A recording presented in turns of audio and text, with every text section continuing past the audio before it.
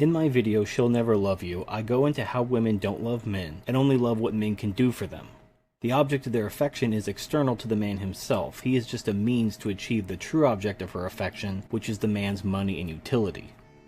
It's one of my most popular videos, and I invite any of my newer subscribers to check it out if you haven't seen it yet. Anyway, I've received a fair bit of criticism on that video from women and some presumed men that object to my observations and conclusions. Their main rebuttal is that men are just as bad because they just want women for their youth and beauty in order to have sex with them, and thus both genders are equally bad.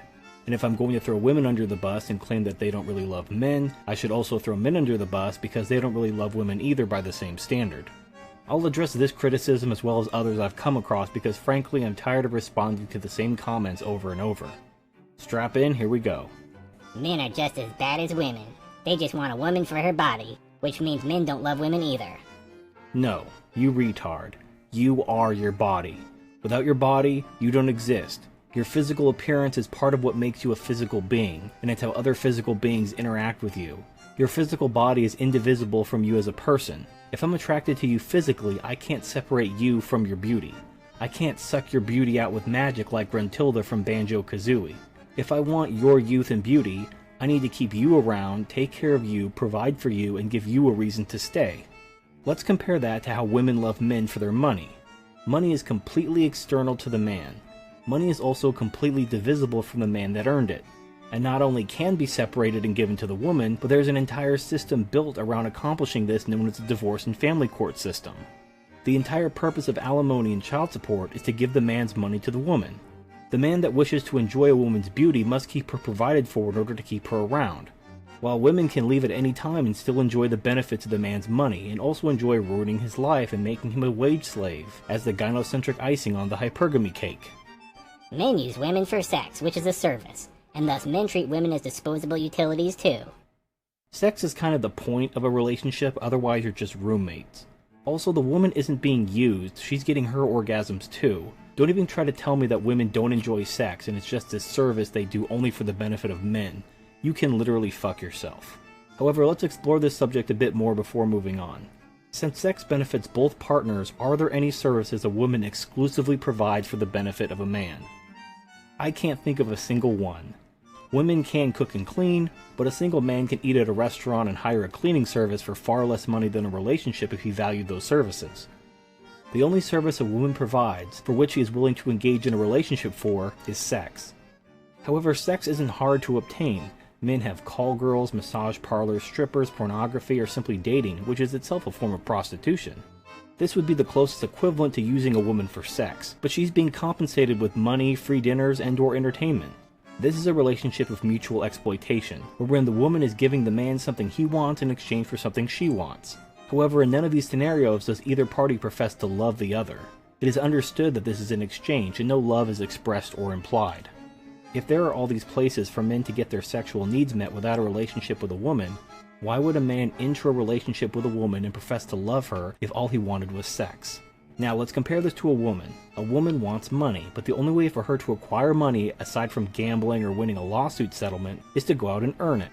There is no shortcut to acquire money for a woman, which is why women desire rich men that they can later divorce or otherwise sponge off of. For many women, their life plan is either to marry a man with money or otherwise go on welfare in order to avoid having to get a real job and support themselves. In both cases, they are expecting men to support them, either directly through marriage or indirectly through welfare. Men don't need to get married or even have a relationship to get sex. If sex is all they wanted, those would actually be the worst things they could do because it limits their pool of potential partners.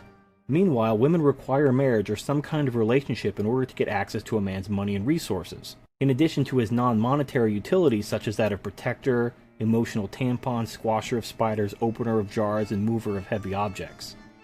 Successful women have their own careers and money, and they don't need a man for his money, and yet they still date and get married, and this proves that women don't love men for their money. Bullshit. Women always want more. Don't take my word for it, I have studies to prove it. 2 in fact. One from the Institute for German Economy, and one from the London School of Economics. I'll provide a link in the description to an article called What Women Really Want, Money. Research finds women look for a well-paid job first in partner. I'll recite from direct quotes from the article, and then we'll move on and consider this myth busted.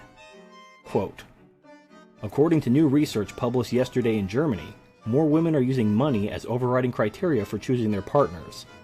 With women getting better jobs, they are looking for men to have a spending power to match, said the study. According to the polls, 64% said they aspired to find a husband bringing home more money. None wanted to marry a man who earned less. More women are choosing to marry up by picking wealthy men for their spouses than in the 1940s.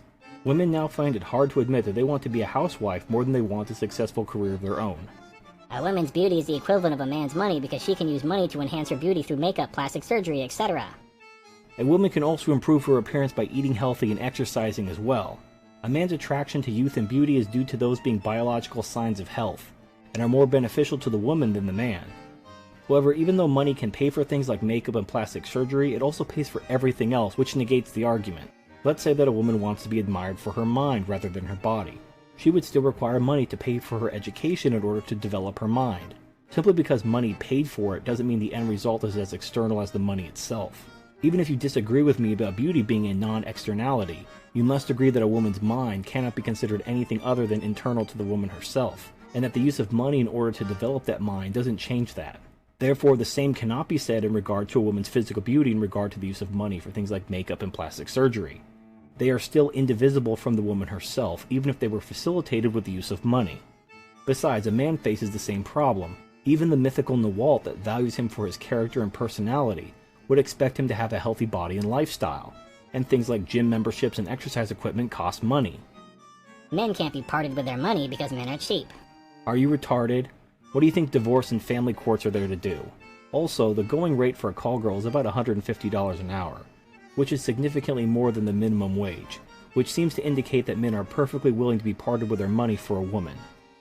Divorce is a social issue, not a biological one. If society shamed divorces, women wouldn't divorce their husbands. You're right, but what does it have to do with whether or not women love men, or just love men for what they do for them? A society that doesn't allow divorce or allows the man to keep his children and property after a divorce is going to have divorce rates in the single digits. But that doesn't mean anything. In this society, the woman will simply be better off staying with her husband and being provided for, rather than divorcing him. But so what? That doesn't address the central question of whether or not women love men or simply love what men have and can do for them. That's about it. All the arguments I've heard are a variation of one or more of the arguments I've described above. I hope that this clears things up, and it's worth mentioning that there are women who've responded to my video and agree with me. They don't put it as bluntly as I did, but they will say such things that a man's money is important because he needs to be able to provide for the family that the woman wants, which means a big house and being able to support her while she stays home and raises the children. Does that mean women don't love men? It depends on what you mean by love. The point of my original video is that men and women love differently. Men pretty much have one definition for love, while women have several situational definitions of love. Aside from sex, obviously, a man loves a woman the same way he loves his children, his family, or his close friends. Meanwhile, a woman views all of these relationships based on the benefits they provide to her, reserving the closest thing to unconditional love that she is capable of for her children. Well, that's it for this video. I hope you liked it. Please like, favorite, comment, and subscribe. Share this video with anyone you think you might help, and I'll see you next time.